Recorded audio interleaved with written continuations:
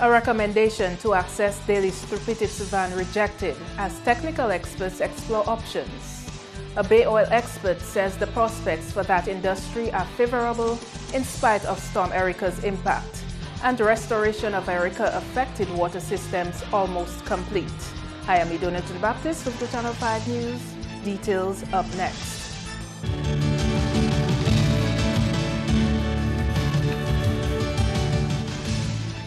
Welcome back. First up in the news. Despite a petition and advocacy by the people of the Southeast to have government consider creating access to Daly's through Pittsburgh, government has ruled out that option.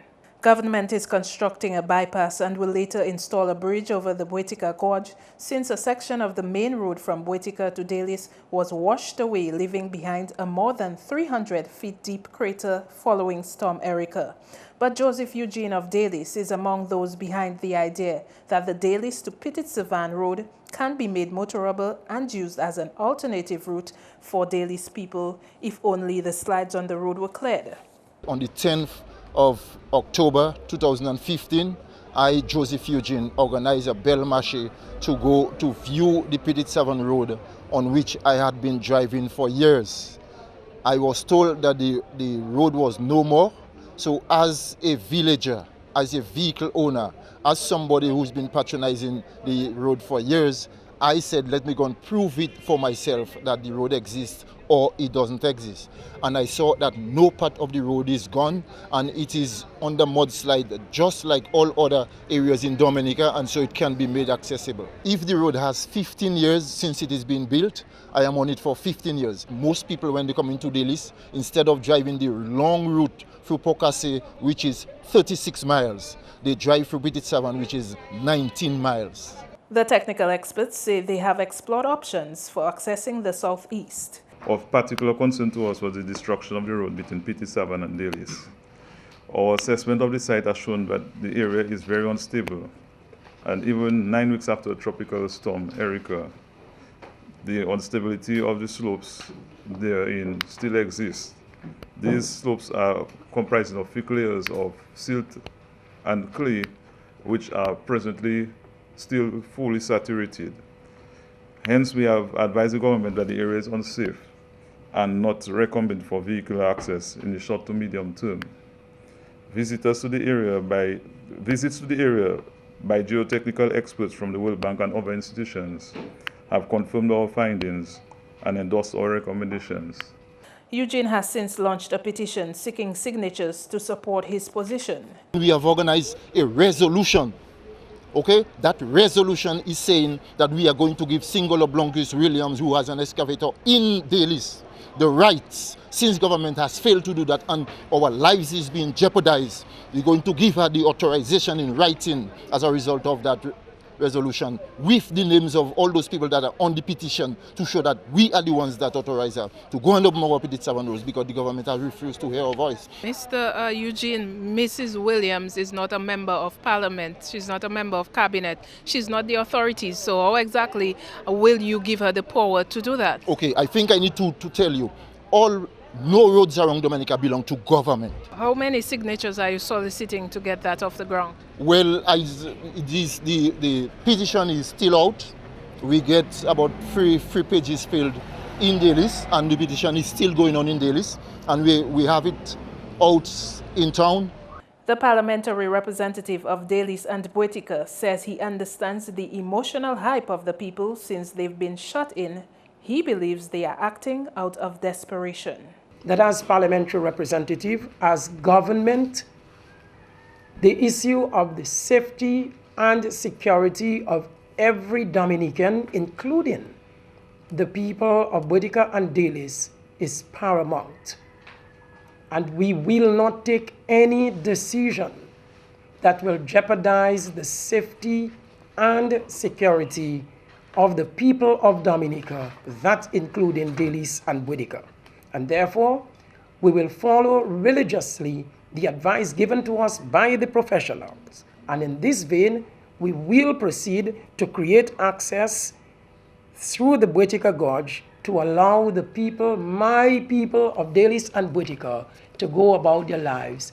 In agriculture, a local bay oil expert says the expansion of the essential oils industry is the way forward to increase Dominica's exports. Lurian Graham Carter has that story.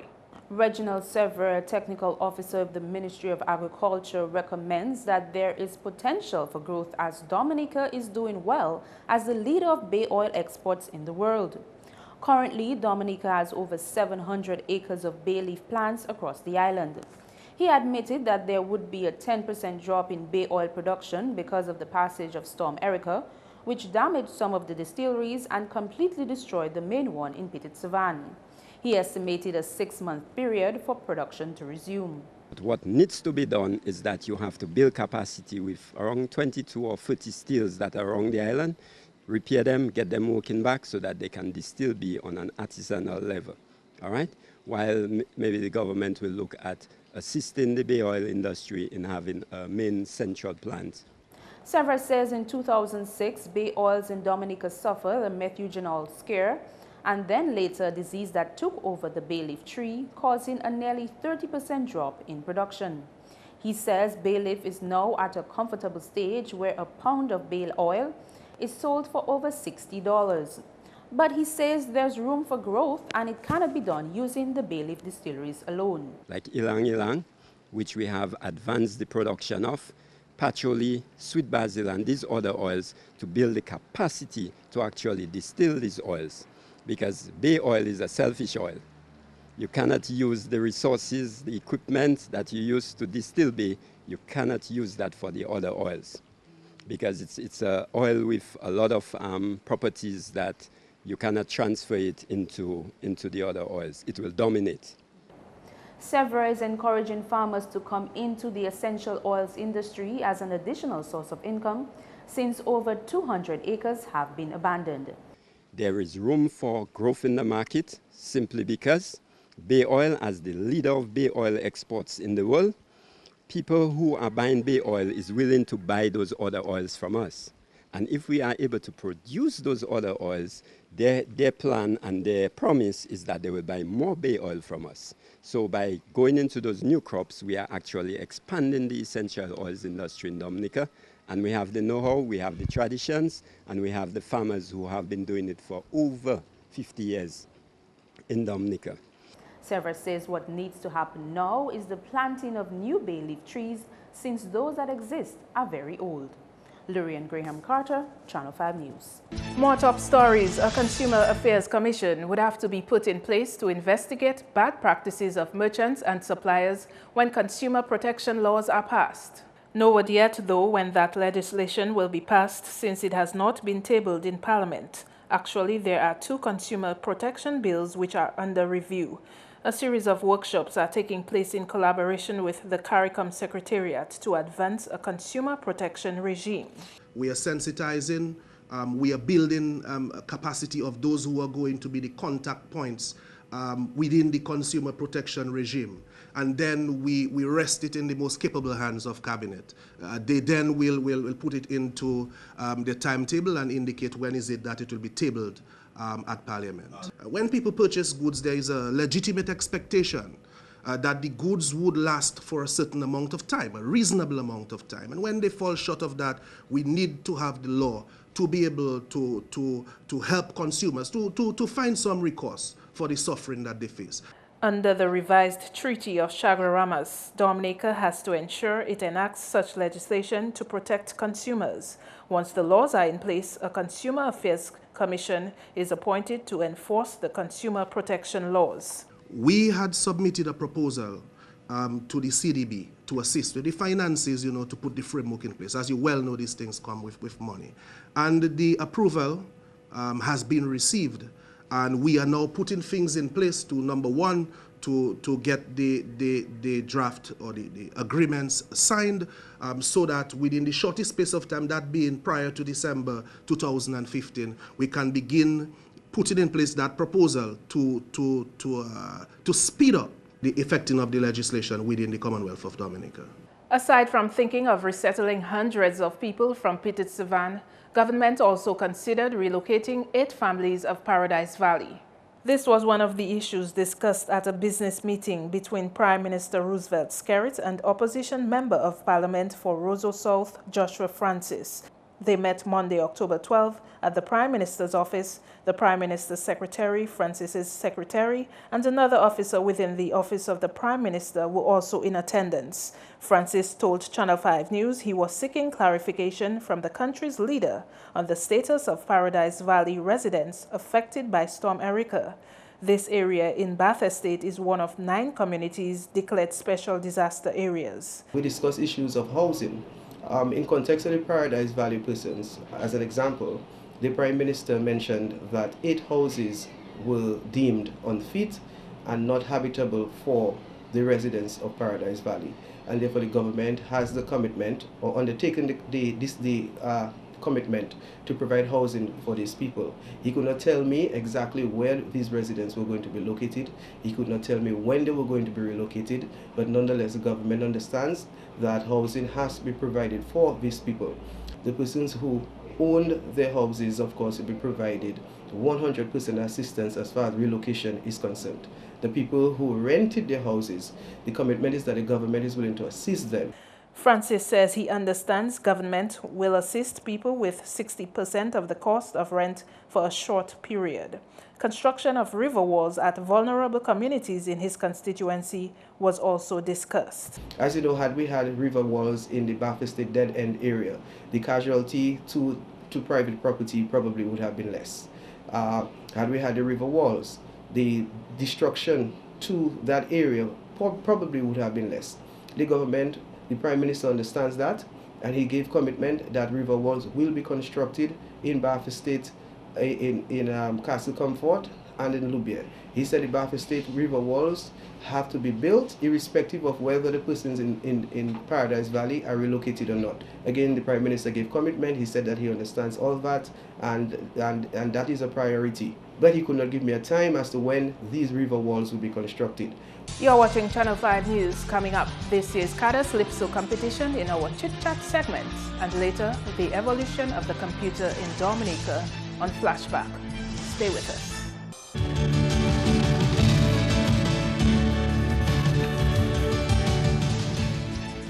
Thanks for staying tuned.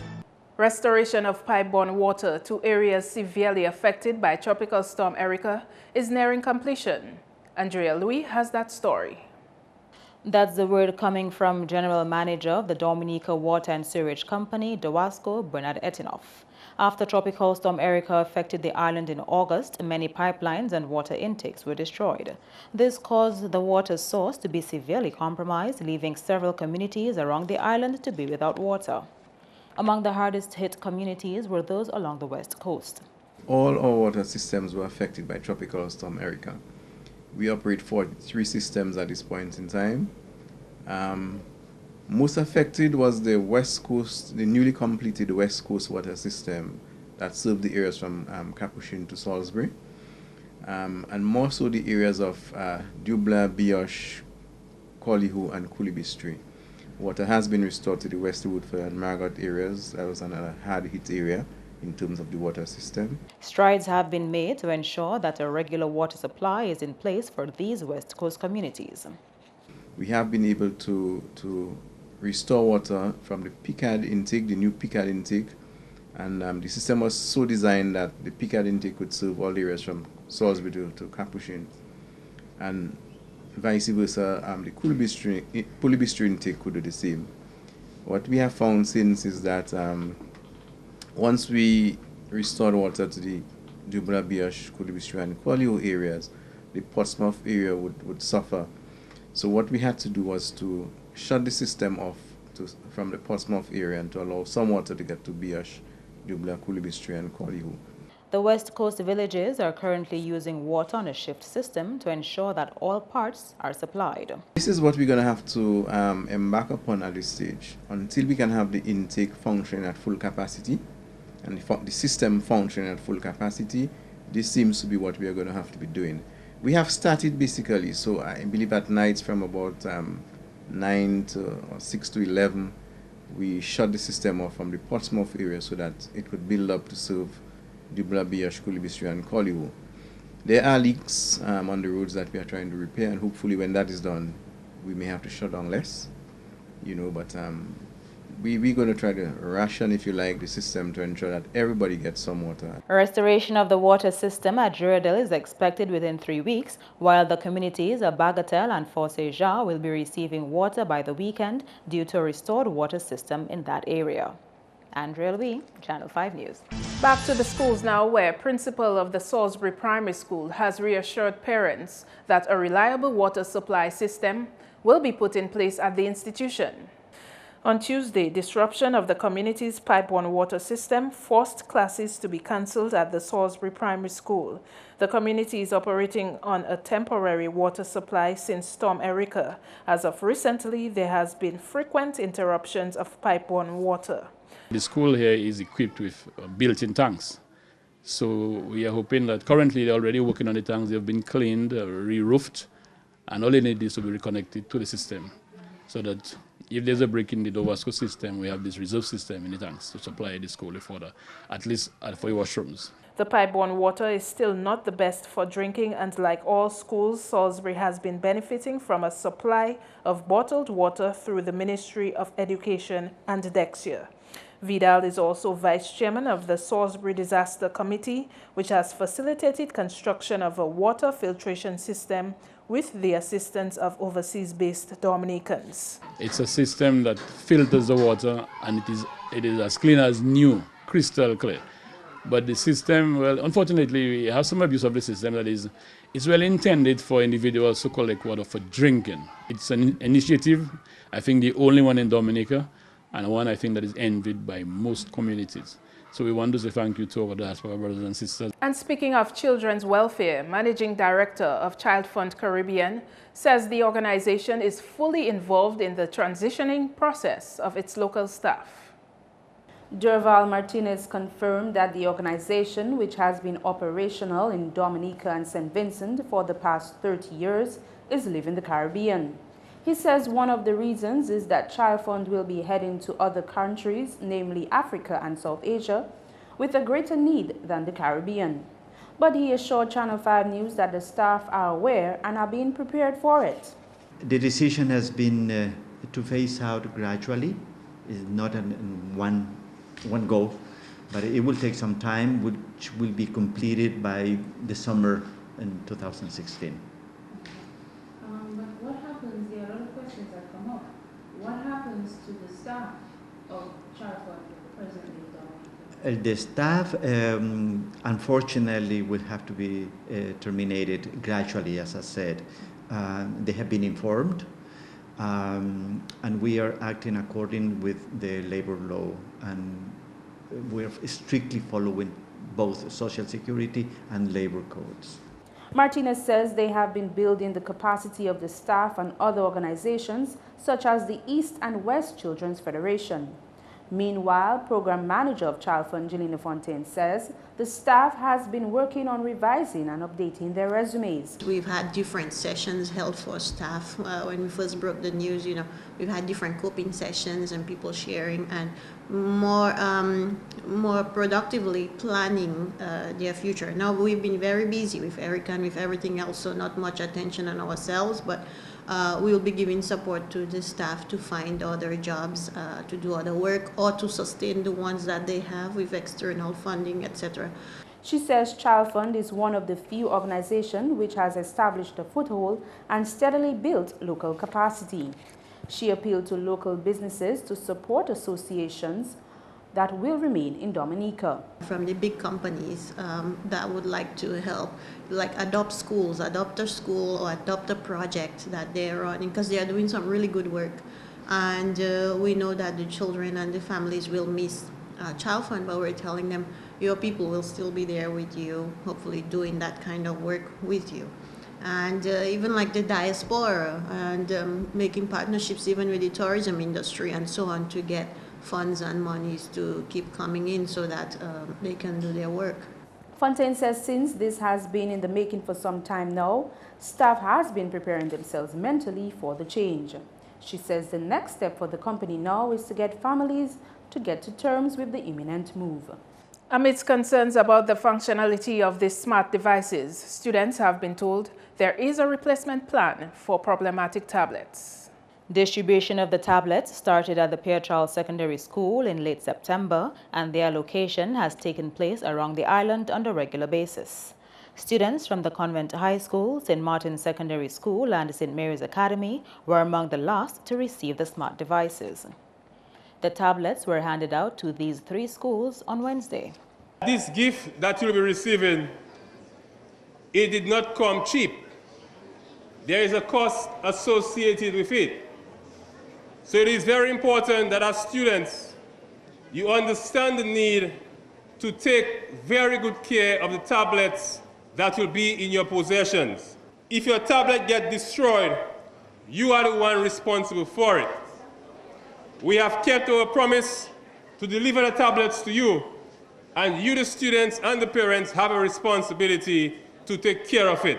If you have a tablet that is not working, we want you to report it to your principal, but hold on to the tablet still, because we will give you a date and time to come in for the replacement of the tablet.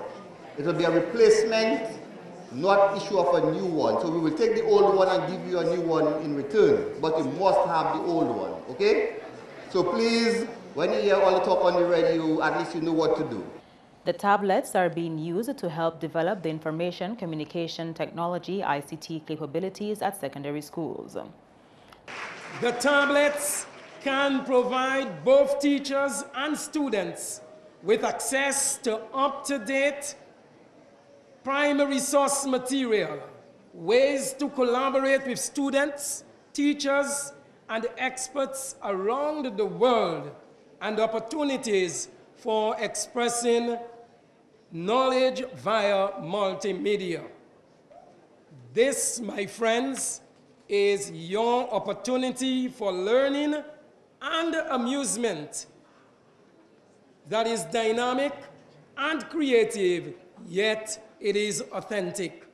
The distribution of tablet devices will continue at the Dominica State College on Thursday, 22nd October. Andrea Louis, Channel 5 News. Up next, your Chit Chat segment with Lurian Graham Carter. Joining us on Chit Chat once again is Mr. Marcel Harrigan, who is the Assistant Coordinator of the NCC Ukada Calypso Show. Mr. Harrigan, what else is new with the NCC Ukada Calypso Show this week? Well, the new thing really is a change in the venue. Originally, we were saying that the event will be held at the Newton Savannah. We have changed the venue. The venue is right now the Pottersville Savannah. So it's no longer the Newton Savannah. Because of some logistical issues, we have moved the show from Newton to Pottersville Savannah. Everything else remains the same. October 31st, 2015, we're going to have the best ever Calypso show at the Pottersville Savannah this time around. Okay, the show is just 10 days away. What else can customers expect from NCCU? Well, as you know, last week, Saturday, we had a special promotion at the NCCU Roseau branch. And because of the feedback from the patrons, we decided to have a next special this Saturday from 10 o'clock to 5 o'clock in front of the Roseau branch at the NCCU. Once again, the ticket will be on sale for $40. I'm encouraging patrons to come on down to get your tickets for only $40. It won't happen again. Okay, well, you heard it here. For mapping customers as well, those who are unable to attend the Calypso show, they are able to get the show on pay-per-view, so you can come on down to our mapping office to register for the NCC Calypso show for October 31st, 2015. Sports is next.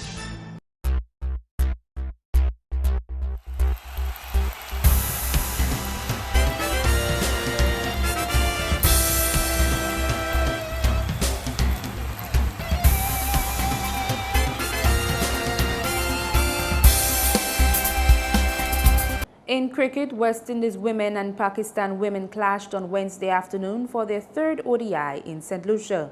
On Friday's one-day international, West Indies women won over Pakistan, and in Sunday's second match, Pakistan triumphed over West Indies. So the series is now leveled at 1-1. Details of the third ODI between West Indies and Pakistan women to be given in a future sportscast. And now to volleyball. A United States sports expert has found that various sporting coaches here lack proper certification. This comes after a visit of Charles Temple, a sports management specialist of the United States Sports Academy. Temple visited the island recently to conduct assessments of sporting disciplines. The Mars Sports Academy, based at Pottersville, hosted Temple. Director at Mars Sports Academy, Jasmine Moise, says the assessments have painted a better picture of the qualifications of sporting coaches. Mr. Temple came, he actually visited here to see the opportunities that we have, especially for coaches and persons in different sporting disciplines.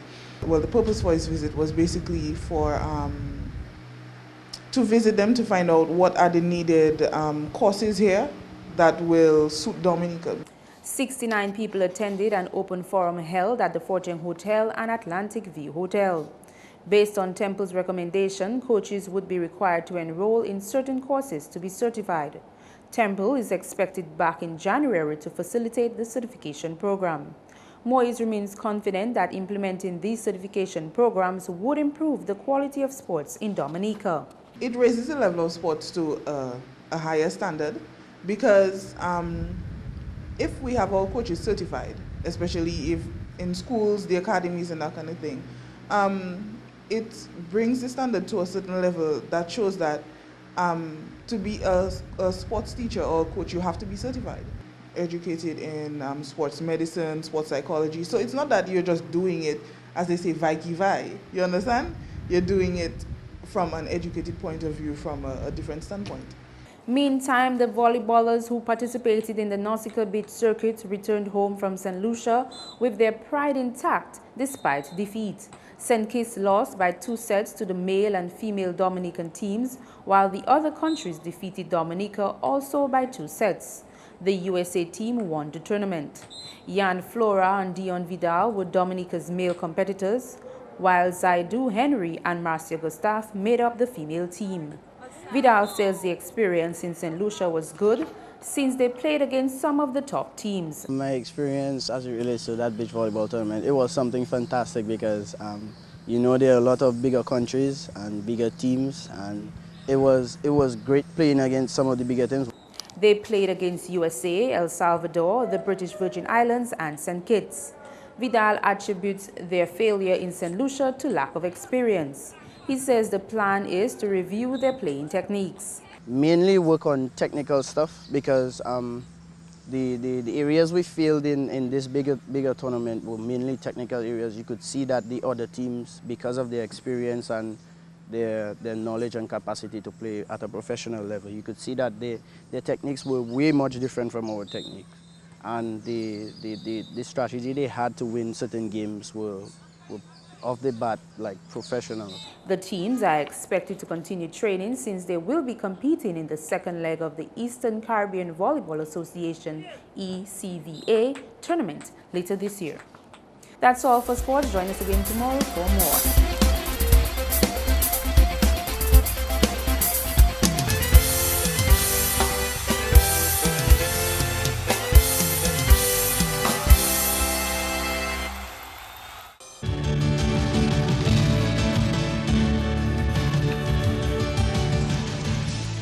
It's time now for Flashback. Welcome to another Flashback segment where we take you back into interesting news events which occurred in Dominica in the past.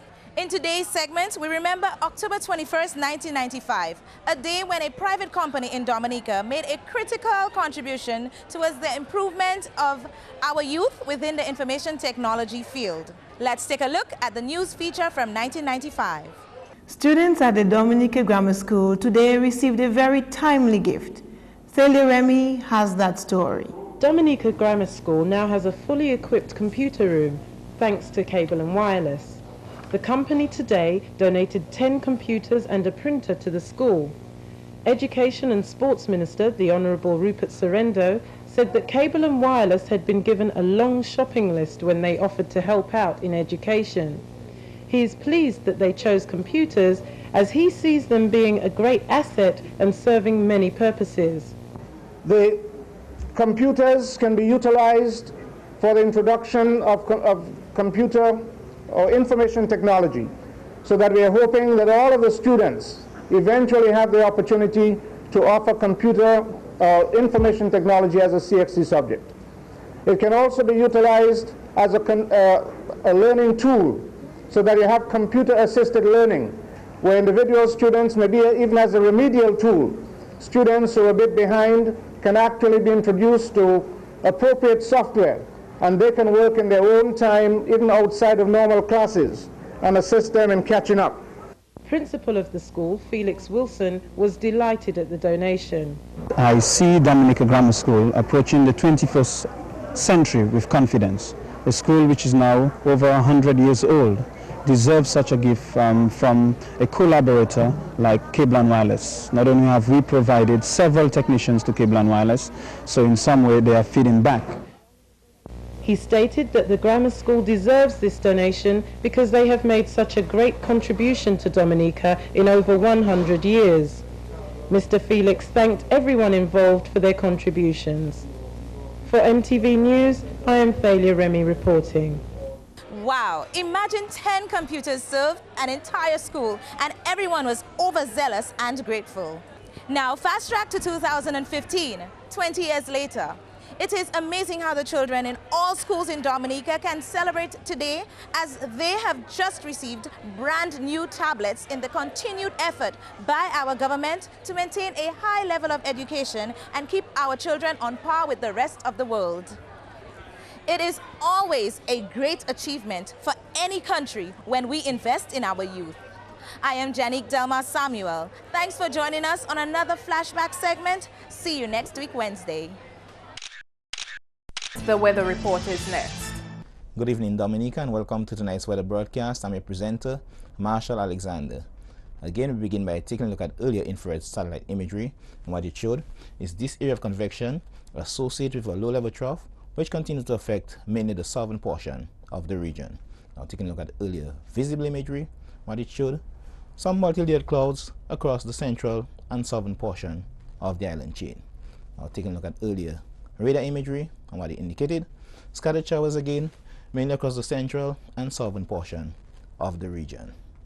Tonight's weather is expected to be partly cloudy to cloudy with some scattered showers. Similar conditions can be expected into tomorrow. However, a relative improvement in conditions can be expected by afternoon.